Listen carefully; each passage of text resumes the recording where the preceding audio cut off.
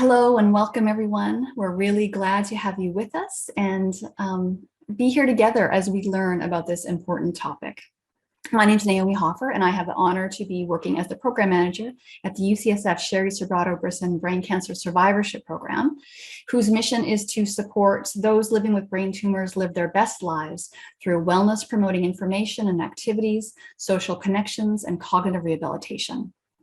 This webinar is part of our Living Well with Brain Cancer webinar series, which we offer regularly and provide expert perspectives on topics that are in line with our mission. Also in the Zoom background and with us here today is Mary Destree, who works as a supportive care services liaison, and Christina Wire-Jamora, who is our neuropsychologist and director of the UCSF Neuro-Oncology Cognitive Clinic. Dr. Wire-Jamora will be joining us in our after the show discussion, and you may see posts in the chat box from Mary Destree as resources are mentioned.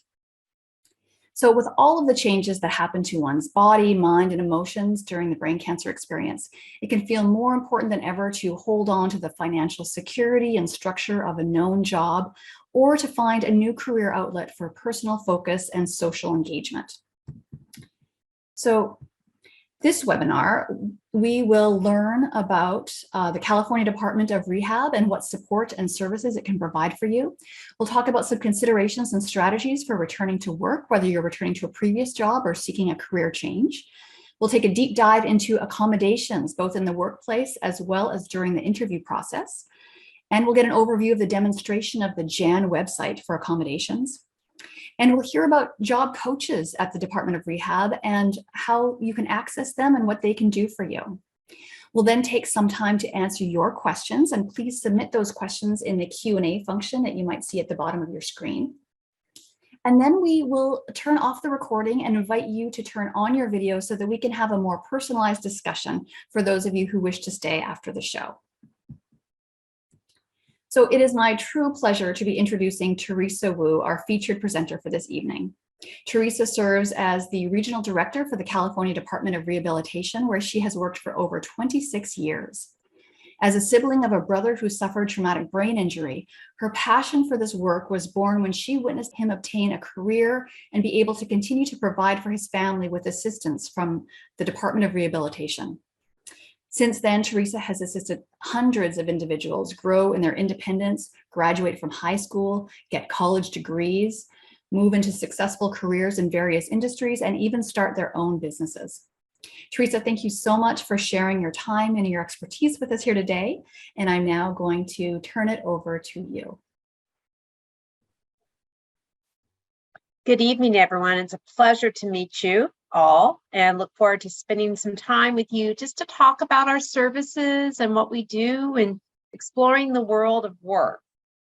So the Department of Rehabilitation, we work with Californians with disabilities to either stay in their current jobs, to retrain for another job, or to explore, other options.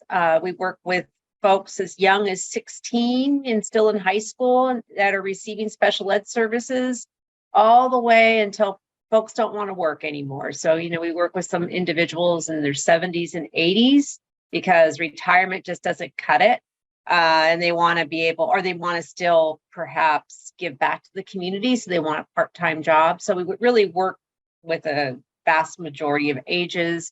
I would say majority of the folks we work with, in addition to high school students, for the adult population, which is probably about 75% of the people we serve, I would say most folks are between the 20s and 40s. I mean, those are kind of the big bulk of career years. So we have folks that come to us with no work experience, even, maybe they were born with a disability and they just haven't worked. All the way to folks that have had many jobs and trying to find the right place for themselves. So at the department, we work with people with a variety of disabilities. We work with folks with physical disabilities, with mental disabilities, with emotional disabilities, with intellectual disabilities, and a combination of several. So particularly when someone becomes disabled because of an illness or because of an accident, a lot of times it's not just the resulting disability from that incident. There's also the adjustment to that, the changes, I used to be able to do this and now I'm not able to do this, and how to adjust to it, how to accommodate for that. So the individual can fully participate in all aspects of their life, whether it's employment or whether it's living independently or just navigating the community and their daily living activities and interests and hobbies that they've had before or after the accident or illness. So, and we also have folks who life happens, that maybe they were at a certain spot and then they decompensate, there's a lot of stressors in life. And so now they have an emotional issue that they're trying to deal with. So, life is always has curveballs for us and how we adjust to it. So when folks come to us and how you would apply for services is we do have offices across the state of California. We have 85 offices and I'm in San Francisco. And if we could put in the chat you may have done that already, put the website in. You could actually enter in your zip code or your city and they'll tell you where the closest office is. But here in the San Francisco Bay Area, we have offices in San Francisco, in Novato and Marin County.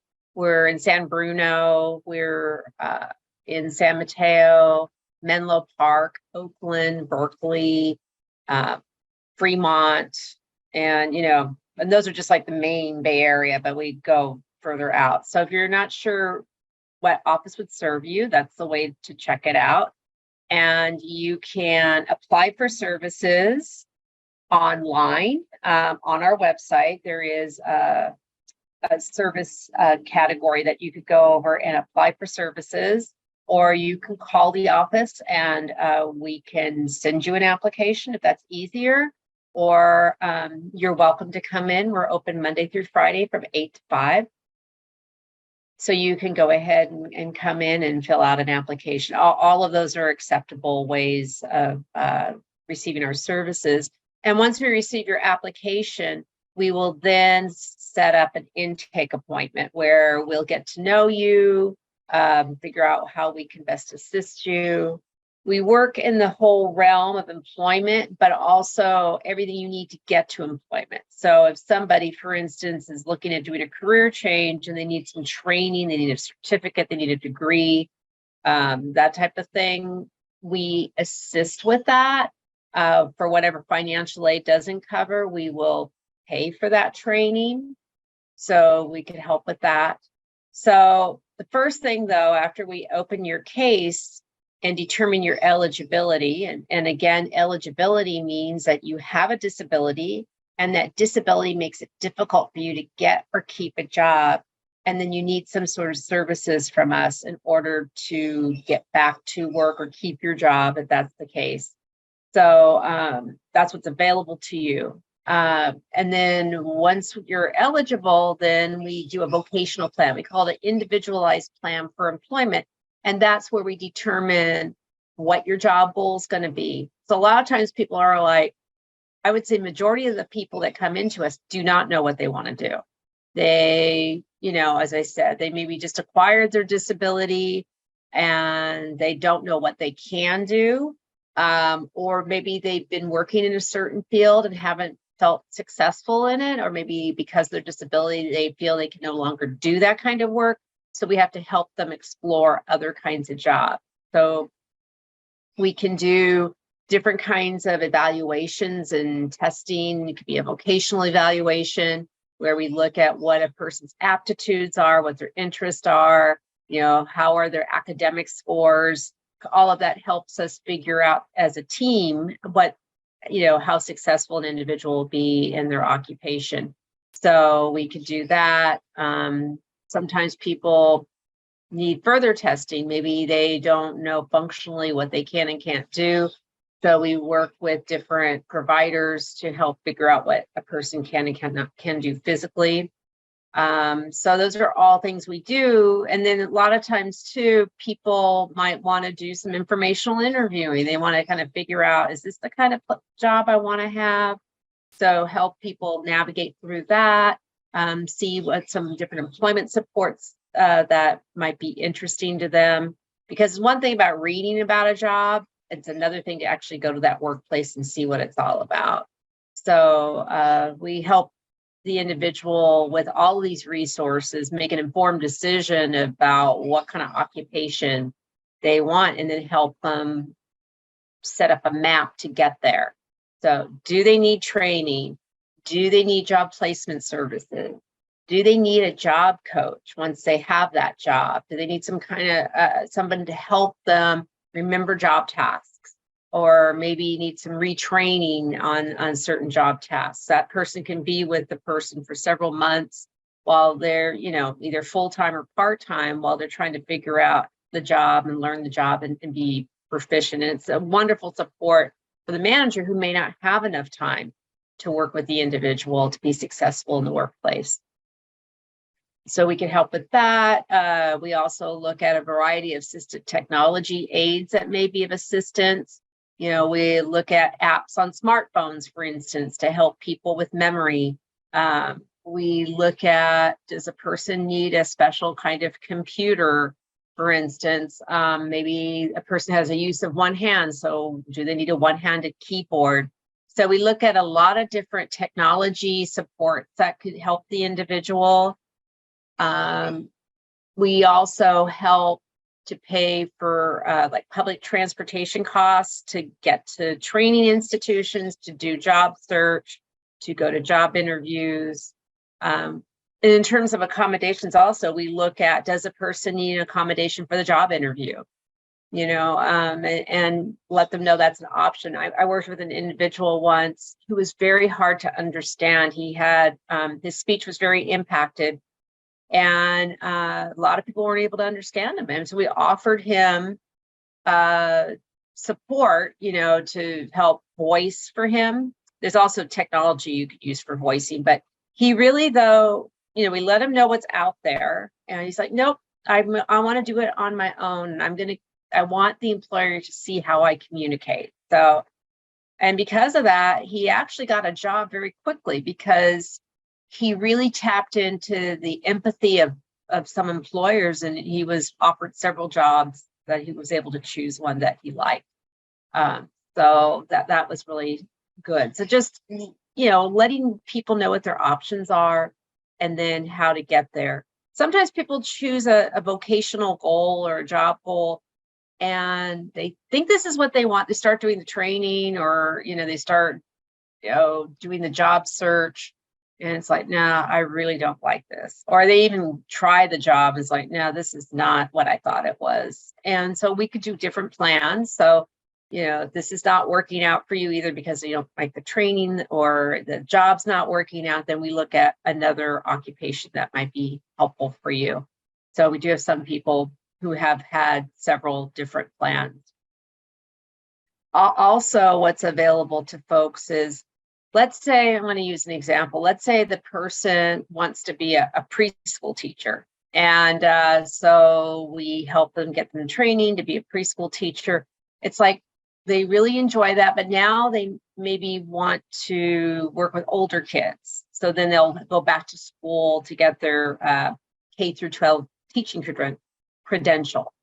And also requires a bachelor's degree, which preschool teaching doesn't. So we look at how to move people up through their careers.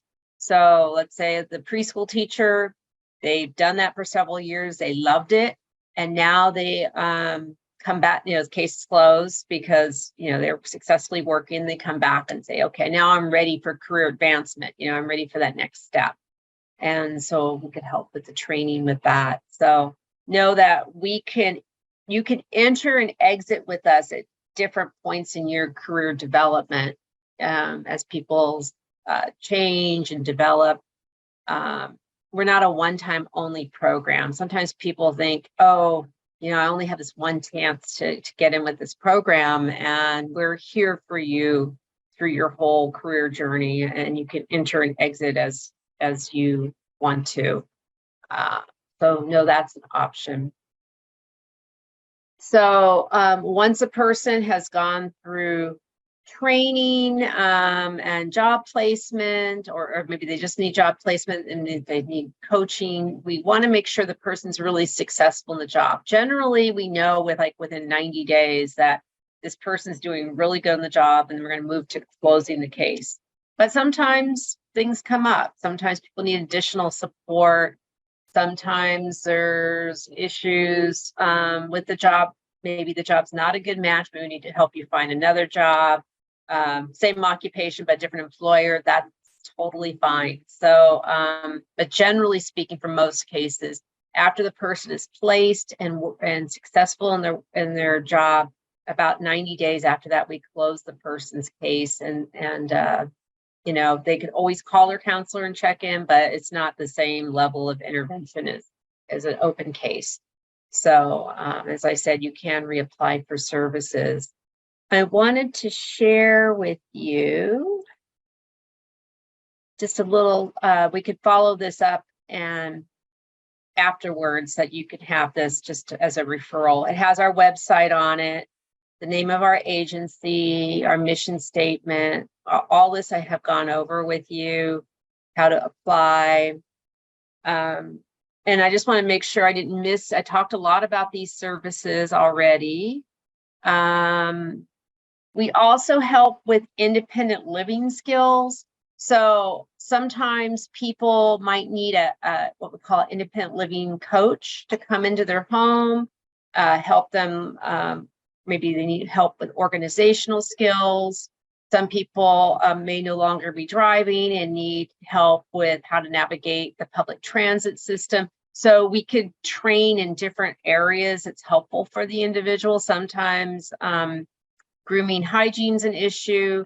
We also have rehabilitation engineers who can come into both homes and workplaces to make sure that the work setting is as accessible as possible.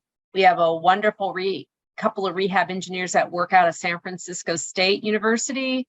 And they not only know all the off-the-shelf kinds of accommodations, whether it's software or equipment, they also make things.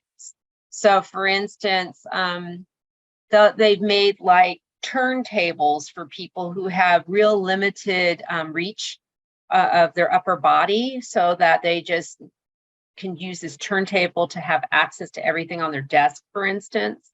So they do all kinds of really neat things to help someone be as independent as possible at home and in their work setting. I once worked with a gentleman who needed to work from his home because he was very limited in going out of his house and needed to be by his equipment to help sustain him. And so we totally set up his, he was mostly in a bed and he was a writer. So we basically were able to set up his keyboard. And he also, in addition, used voice activation to operate the computer. And in addition, when his voice got weak, because he would have issues with his voice getting weak, he also had a stick that would help him navigate functions on his computer. So looking at all of that. See, we also help people with the preparation for employment. So if someone hasn't had their resume updated for a while, helping people do that. Some people don't remember all their jobs. We help work with the Employment Development Department to kind of reactivate your work history, because sometimes people don't remember, especially when they were younger, all the jobs they had. So that helps us with the resume. Some people who haven't interviewed for a while need some practice on interviewing techniques and skills. So we practice that. I had one gentleman once, he had been working with the same company for 20 years and just hadn't had to look for a job, and he was just so nervous, and just all he needed was to come in every week and just we practiced some common interview questions, and helped him feel more confident and just get used to interviewing. And sometimes people need that kind of assistance to help them with their interview. And we also help also with, in addition to the hard skills that you need for your job, any kind of soft skills you may need for your job. Talking to people, have they had difficulties getting along with colleagues or managers, how to work through those situations. We talked a little bit about job coaching on the job, but sometimes people want job coaching off the job, where they can call this person after work or on their lunch break and just talk about some of the stressors in the workplace that have been hard for them. So, sharing that with them. And then these are the actual office locations that are in our area. But again, the website will definitely tell you if you don't live in this area. So what I want to next share with you, let me stop sharing this one. And I wanted to also share with you this really cool website called the Jobs Accommodation Network. And back in the old days when this network started, I want to say they started in the 60s or 70s, it was like a 1-800 number that you would call. And people were so uncomfortable, because it's like, you got to call this number, you don't see the person, and sometimes you don't even know what to ask. And what I like now is it's a website, and like a lot of websites, it's something you could do any time of the day or night and just kind of poke around it. And so I'm going to show you, and we put in the chat the actual website, but I'm going to share it with you. So you will see, here is the website. Here on the top is the, other than the www.askjan.org. They have all kinds of information for people who have been impacted with COVID-19. They have information if you're an employer and you have an employee, you're trying to find accommodations for individuals, the good old A to Z, publications, library, all that. But what I want to show you is the A to Z. And I'm going to show you this drop down. And you could do it by disability. You could do it by what the limitation is. You could just do topics. They have all kinds of different, and you could do it on the accommodation. I'm going to do the disability search first. So I am going to select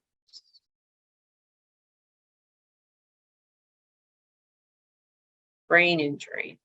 I'm just going to choose that one.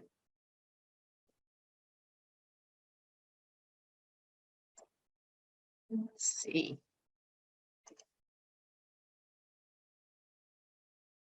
It's kind of weird because I have this, I'm trying to go to, oh, here it is. I couldn't see it because I have these, I have people on the side here. It's blocking my vision in terms of what to click on. So here we go.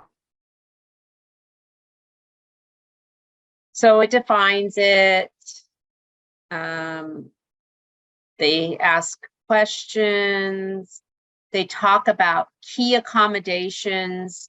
So when you're working with a supervisor, being able to, telling supervisors to provide praise, to have written instructions, to be clear expectation, set clear expectations, allow for open communication, establish written long and short-term goals, develop strategies with problems, provide written work agreements, and develop a procedure to evaluate the effectiveness of the accommodation.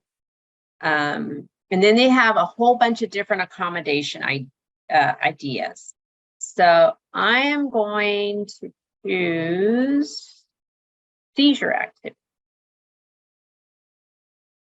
So then they have different accommodations for seizure activity, designated responders, kind of like a buddy system at work. You know, let's say you're in a cubicle and it might be the person next to you, you know, offering, the Department of Rehab does this. We could offer disability awareness and etiquette training at the workplace to help them understand how to work with the seizure disorder. Fall protection if the person falls because of their seizures. Do we need to look at a flexible schedule because maybe there's certain times of the day that a person's more likely to have a seizure? So let's say they have them in the morning, maybe they need to start a little later in the day. Does the job need to be restructured? Does break schedules need to be different? Do we need to look at a different lighting system? Then we look at policy modification. Does the person need protective eyewear? Workplace safety. So that's one example. I'm going to also look at memory loss. So they have apps for memory. And I talked a little bit about technology.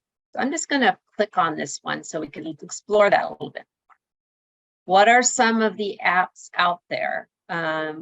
Under Google Play, there's like Brain Waves, Remember the Milk. I haven't checked that one out.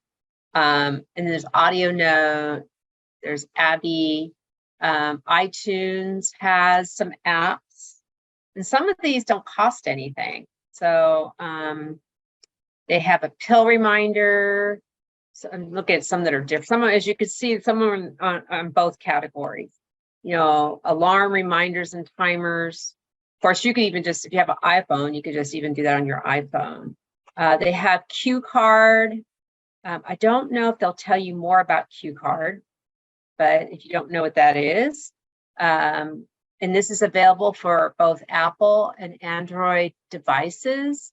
It provides reminders, guided tasks, appointments all in one.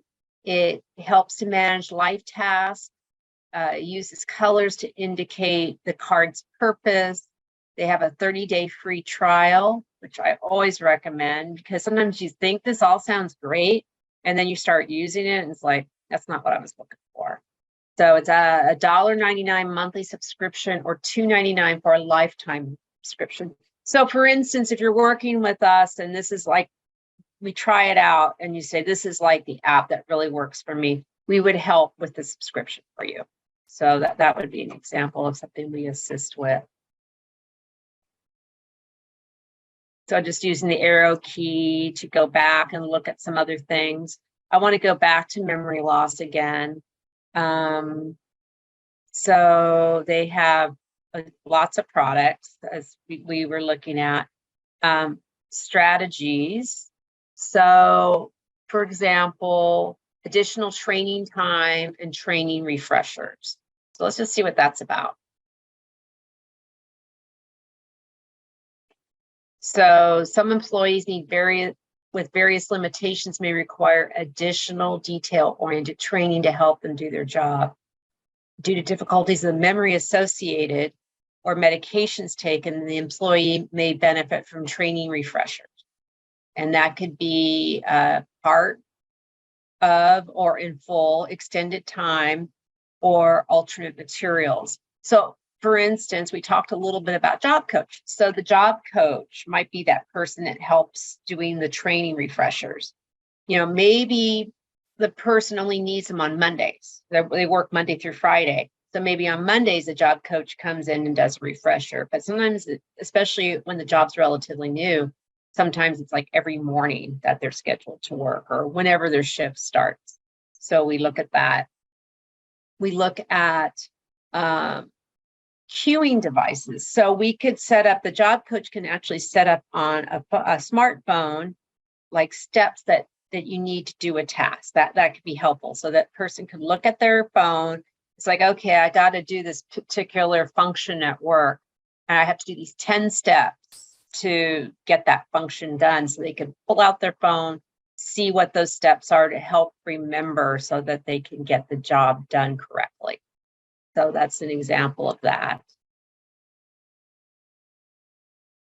So I wanted to introduce Jan. I would love for you to poke around and check it out on your own time. And just you could see, they have all kinds of different disabilities, all different kinds of accommodations.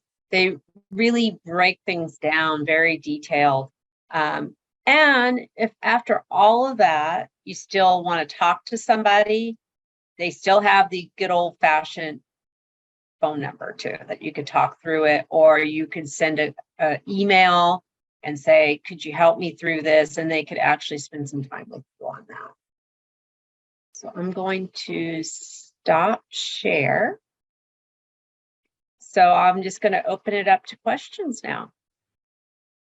Or if there's anything else my co-presenters would like me to talk about.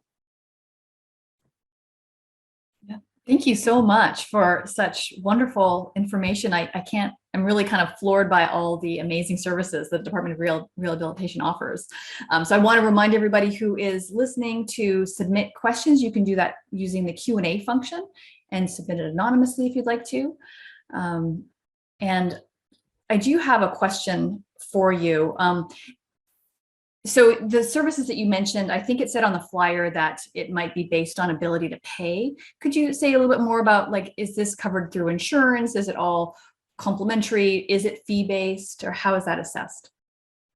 So most of the services we provide are no charge to the individual, but there are some, we do ask everybody when they go into a vocational plan to do a financial participation form, because there are some things that we will see if you could help with. So for instance, if you're going back to school and you qualify for a scholarship or a grant, we want you to apply for that, and then we would pay the difference. So that would be an example. Or if somebody is working already, we would then see, is there anything, some things like their insurance can cover, for instance, if they're working. But if not, then we would cover it. So we would ask for that. Thank you so much. And the other question that I had was with regards to disclosure at work. So for your ability to provide job coaching and accommodations and those kinds of things in the workplace, does the client need to disclose their brain cancer or their condition to their employer? So you can disclose at any point in your employment. So some people, they disclose right at the interview because they may need an accommodation for the interview. So that kind of starts that process. But sometimes, a lot of times they don't need any assistance during the interview. And you're looking at the duty statement at the job and you think, I could probably do this. I'll probably be okay. And they try it out. And then maybe it's not exactly as the duty statement stated, or their manager changed and their duties changed. And so then that's when it needs to be looked at again. Now I do need an accommodation. So if you need an accommodation, by law, you don't have to disclose your disability, but you need to disclose what your limitation is.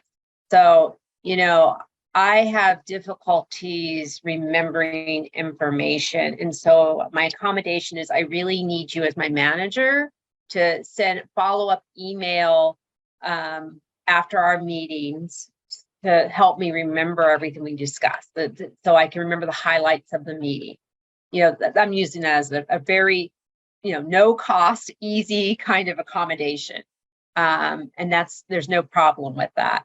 But a lot of people don't need to disclose it. And then a lot of people, particularly if they have a physically, it's obvious they have a disability, then a lot of times then people just want to disclose, this is what my situation is. And it just kind of puts everyone's mind at ease, that they know. But again, people need to know it is confidential, that when you disclose your disability or your functional limitation and how you need to be accommodated, it is only need to be known by the manager, does not need to be known by all your colleagues and such, unless you choose to tell them. Thank you so much. And just kind of a follow-up question with that. Then are you protected? Are there protections in place, either after you disclose your disability or your limitation or your diagnosis? Are there then protections in place that will keep you safe in your job from getting fired because of it? Under the Americans with Disabilities Act, there are protections. And if you feel at any point, if you're just feeling discriminated against in your job, I would definitely go to your HR department. I would go, if you have a equal opportunity employment person that oversees any kind of discrimination complaints, I would definitely go that route. You could do it within your company. You could also choose to do it under the Fair Employment and Housing route, and you could also do it with federally with the Equal Employment Opportunity Commission. So you have like lots of different. You have a state route, you have a federal route, you have your employer route. Some people do them all. Most of the time, people can get it resolved.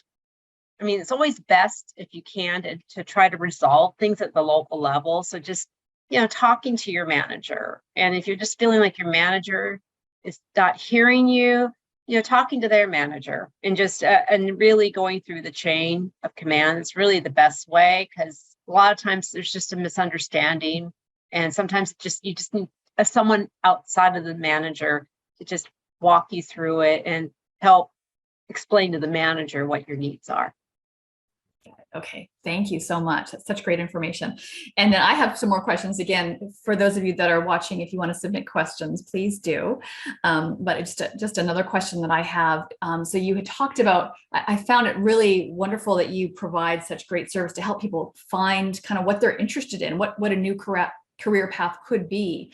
Could you talk a little bit about what that process looks like for folks? Well, we really try to get to know the individual, so what is it, first of all, what have you done? Both professionally and in terms of interests and hobbies, and what did you like and not like, so we kind of figure out, okay, so that you don't like these kind of tasks, but you do like these kind of tasks. And that kind of helps us think about, oh, so you might want to think about these careers. Some people might want to volunteer, real common one. A lot of people love animals, especially during the pandemic. A lot of people started adopting, pets. And by the way, there's such a need for veterinary services at all levels, even vet assistants. But people think, okay, I really love pets. I love animals. I think I'd like to work like in a vet hospital or at a humane society or a rescue group. And, especially rescue groups, a lot of that's volunteer. So you could just try it out. And then you find out, oh, I like my pets. I don't really like the generic pet, because there might be some behavioral issues I got to deal with because the dog or the cat doesn't know me. So really being able to try things out. Also, once we find out kind of maybe what realm a person's interested in, really setting up an informational interview where you could talk more to the employer about what that's about. And sometimes that opens up a job too, because you get to know each other and they go, maybe you want to do a job tryout. So there's actually something called job shadowing where you might be able to spend a day there and actually try out the job and meet the people there and see what's involved. And that's where you really find out what it's like. Sometimes employers will give you an internship, to try out, particularly if you're in school. But these are all options to try it out. And then some people maybe don't have that option because either they really want to get back to work as soon as possible. So then, again, looking at training, seeing if they're interested in the topic. And I really do recommend, if someone does have to go back to school, go to a college bookstore, look at what kind of books are in that major that you're thinking about pursuing. And, if you find it looks really boring and dry, well, you're saving yourself a bunch of time, by just checking it out at the bookstore. And then that way you can go, okay, maybe I want to look at this career instead. So lots of different options. Okay. And the one final question I have for you is, is there assistance to help people that have been in a job for a while that might be starting to feel like their symptoms are just so much so that they're wondering about whether they should stop working and making that decision to retire early or to go on disability? Does your office help with that kind of decision process? We probably, if we do, it's more just talking the person through it. We really encourage them to work with their human resource department about different kinds of leaves that are available to them, because it's always good to try it out first before you just like, okay, I'm going to retire. And then you retire, it's like, I am so bored and I don't know what I'm going to do. So, if it's possible, if you have a lot of leave on the book, and take some time off, or you could take some other sort of leave, just find out what your leave options are. And that way you can kind of try it out before you do it. All right. Well, thank you so much. Does anyone else here have any questions? I've really learned so much, and just so impressed by all the services that are available that I was not aware of. Well, thank you. Well, I just want to take this opportunity to thank you so much, Theresa, for sharing your time and your wisdom and all the strategies with us. We really, really appreciate it. This is such valuable information. Thank you so much. Sure thing. Yeah. And thank you to everyone who's attended. I hope to see you all again at a future webinar. I'm going to stop the recording now.